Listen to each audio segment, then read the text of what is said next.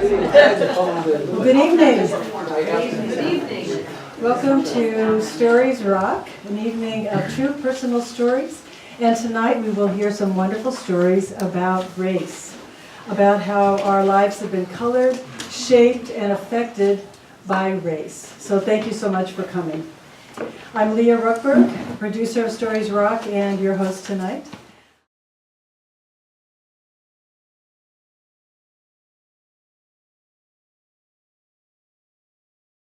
Alejandro, also known as Alex Sanchez, is a young adult author and screenwriter. He writes about love, friendship, families, sexuality, gender, and being an immigrant. He's had 8 novels published and is working on getting that first movie made. A little known fact about Alex, he lived in scorching hot Thailand for the past 13 years, where he met his Laotian partner. In June, they married and moved to be near his partner's family in Pinfield, where they are currently going through climate shock. And I told him, so are we. Yeah, welcome to Rochester. Tonight he will read Learning a New Language. Alexandra.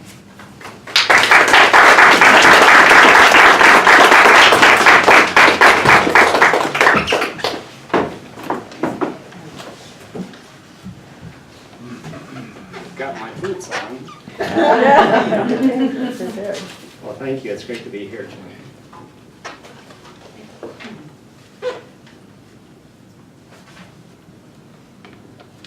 No, the little blonde girl tells me. You can't sit at that desk. I'm 7 years old, starting 2nd grade in Austin, Texas, 1964. My family moved here from Mexico 2 years ago, and the vacant desk is in the front row, where I can see, hear, and learn English better. Why can't I sit here? Because, the girl tells me, I'm saving that seat for a friend. I've learned a lot of English by watching people's faces, their gestures, their actions. This girl's face doesn't look mean, just annoyed. So, I plop into the chair. I'll be your friend. She huffs a huge angry sigh.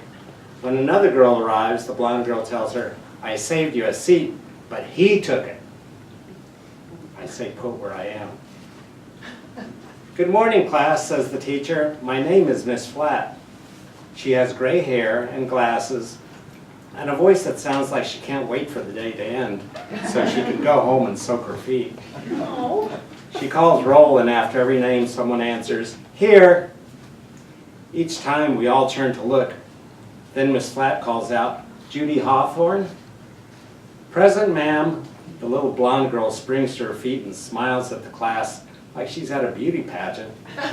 She has dimples, a shining smile, skin white as milk, eyes big and blue as the Texas sky, and her hair as bright as sunlight. Before calling the next name, Miss Flat studies her roll sheet for a long time, adjusting her glasses. And she pronounces one syllable at a time. A, Lee, Jane, Dro, Heights. She scans the class, and we all crane our heads. Who is this person with such a strange name? No one answers. I don't blame them. With a name like that, suddenly it's the name she's trying to say. It's mine. The blood whooshes to my cheeks, and I say my name the right way. It's Alejandro. Hitz. All eyes turn in my direction. Miss Flat squints through her glasses. Is that like Alexander? I shrug. All I know is it's not what she said. Miss Flat ponders, and Judy Hawthorne rubs her fingers at me in a gesture I've learned means, shame on you. We'll call you Alex, says Miss Flat.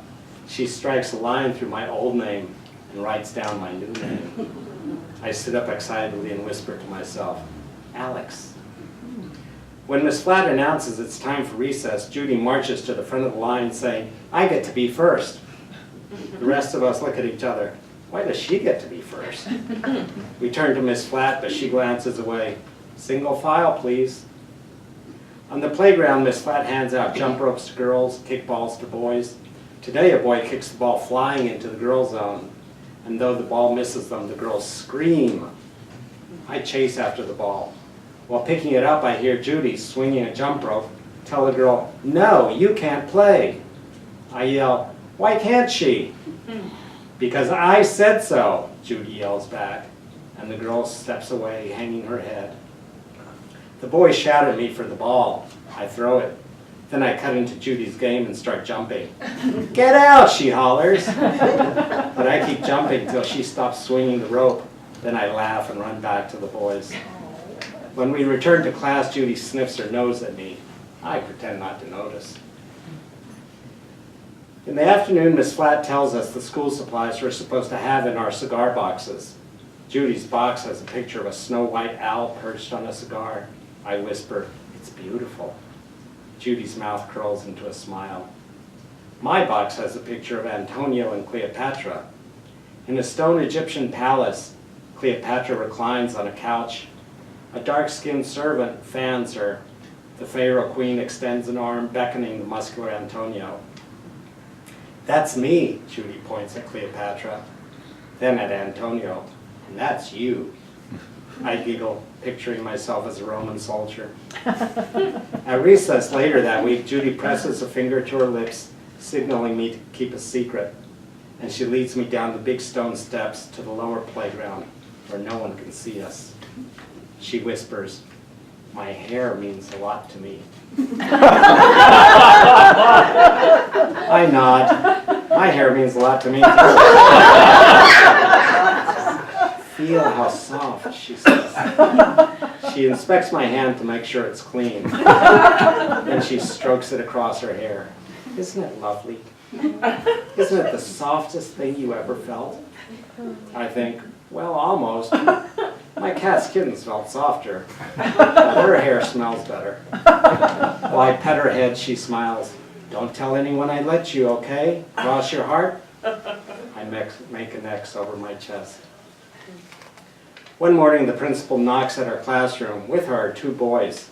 They look exactly alike.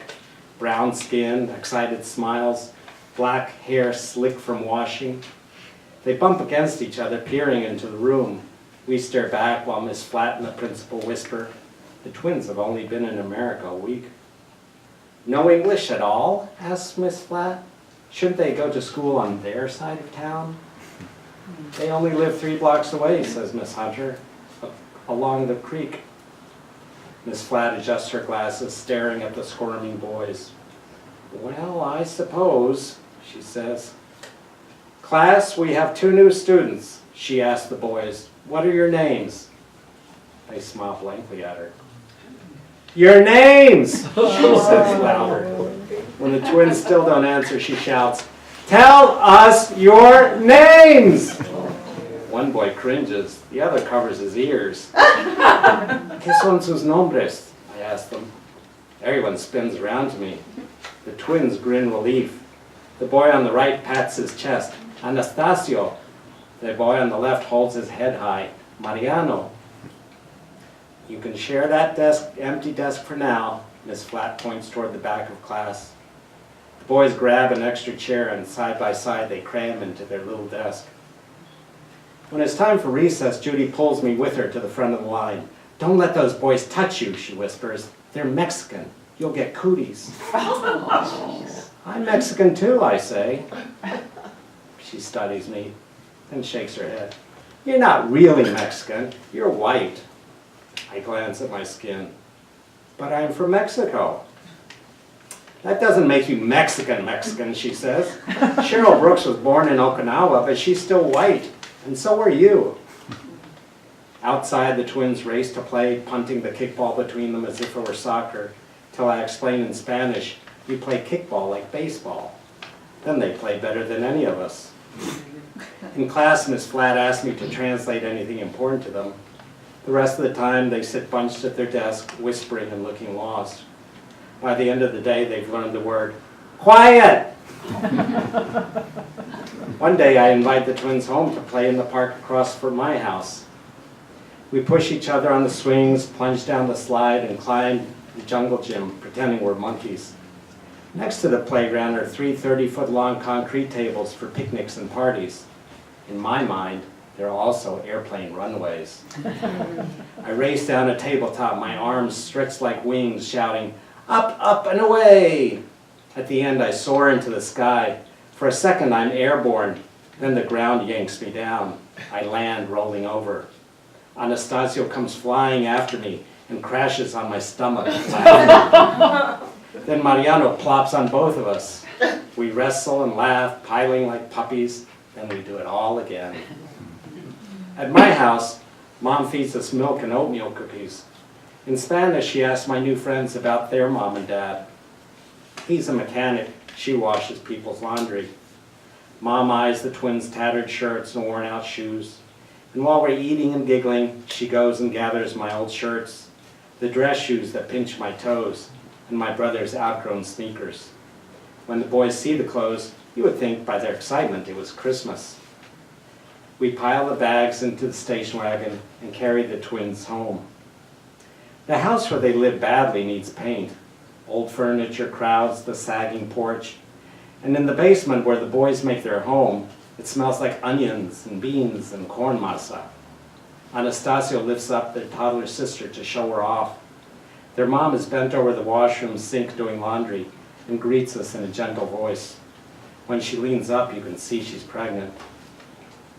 My sons have outgrown these, Mom says, giving her the old clothes.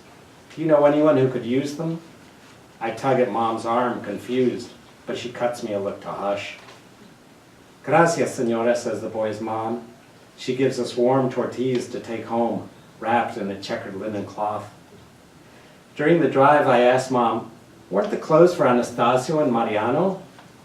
Yes, she says, but we need to respect people's dignity. Next morning, the twins arrive at school grinning in the clothes.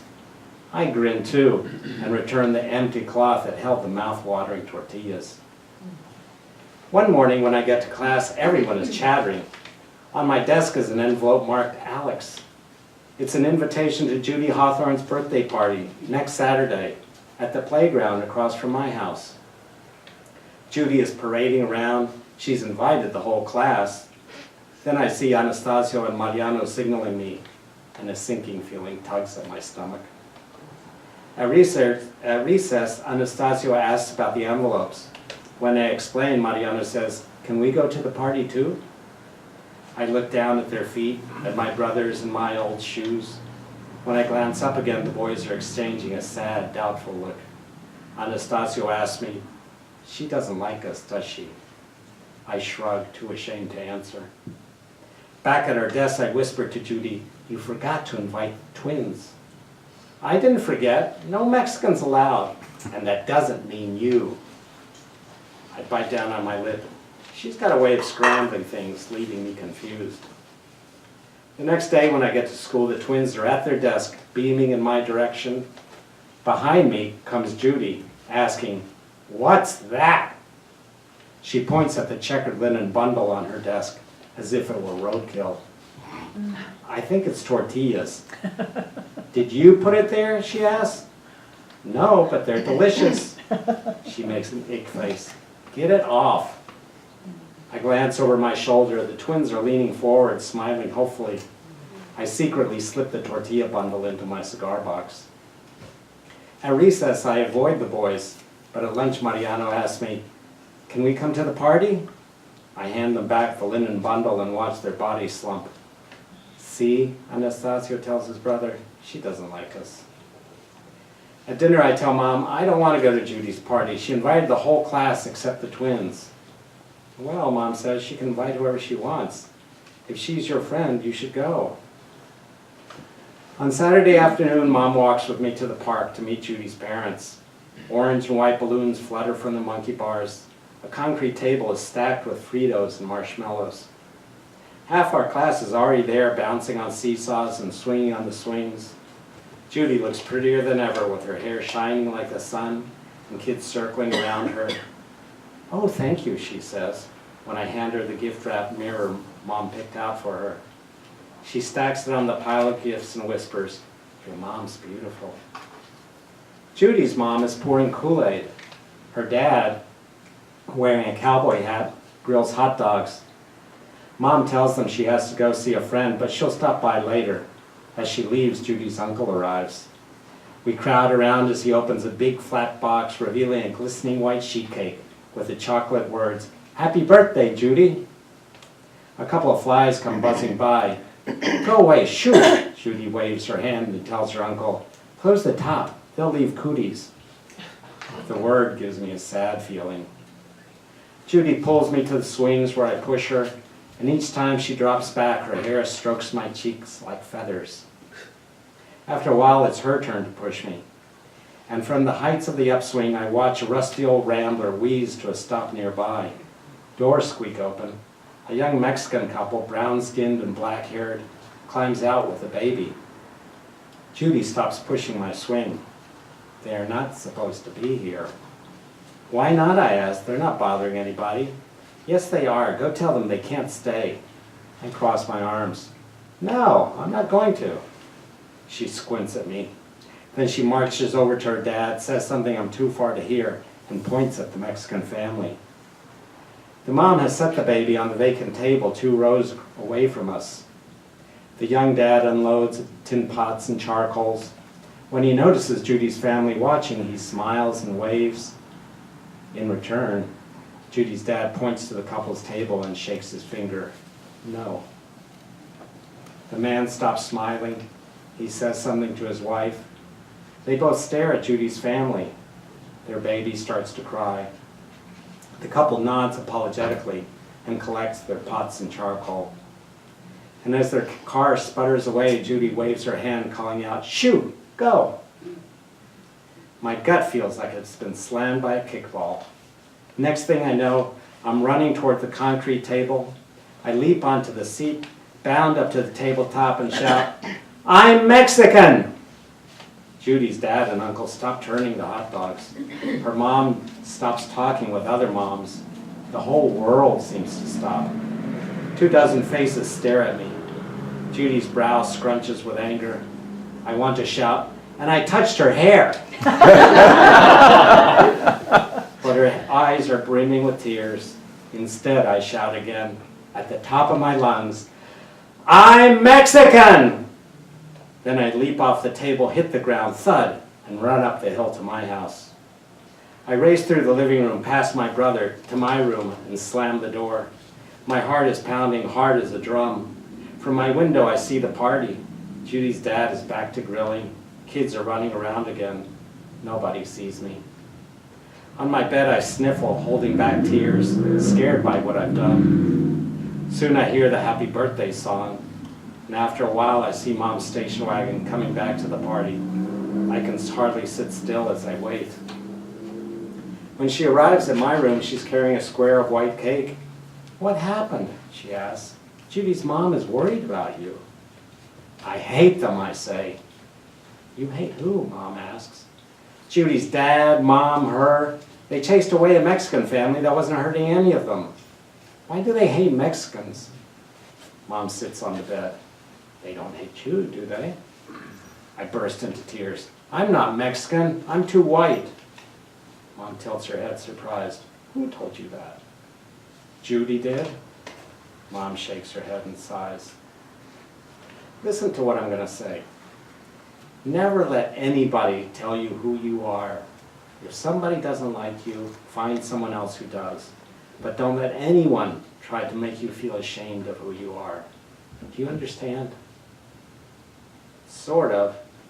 But I don't want to be Mexican. People treat them bad. You don't treat them bad, Mom says, do you? No, I sob into her chest. And never ever, she says, make anyone feel ashamed of who they are. Promise? I nod, wiping my tears, and she asks, now how about some cake? I don't want it, I tell her. She leaves it on my dresser anyway. The sweet icing smell wafts across the room. I get up to look at the little white square. Chocolate lines spell the word, ha. And I bite into it. On Monday morning I get to my classroom as Judy's mom hurries out. I turn to the wall and hide till she's gone. Inside, sitting in my seat next to Judy, is Cheryl Brooks. "Alex," Miss Flack calls out to me, "I've switched your seat." I don't look at Judy. I take my cigar box and I change desks. At recess, the twins asked me about the party. Was there a big cake? Did she get lots of presents? I answer, but I don't tell them what I did. 2 weeks later, they stopped coming to class. At first, I'm relieved. Then I'm worried. After school one day, I walk to their house and knock on the basement door. When no one answers, I cut my hands to the window. The place is vacant. I never learned what happened to the twins. After that, I stopped speaking Spanish. I quit saying I'm Mexican. And through the rest of school, I only have white friends. It's not till college that I start to admit to people again, I'm Mexican. Often the reply is, "You don't look Mexican." And Judy's words echo in my ears. "You're not really Mexican, you're white." Thank you.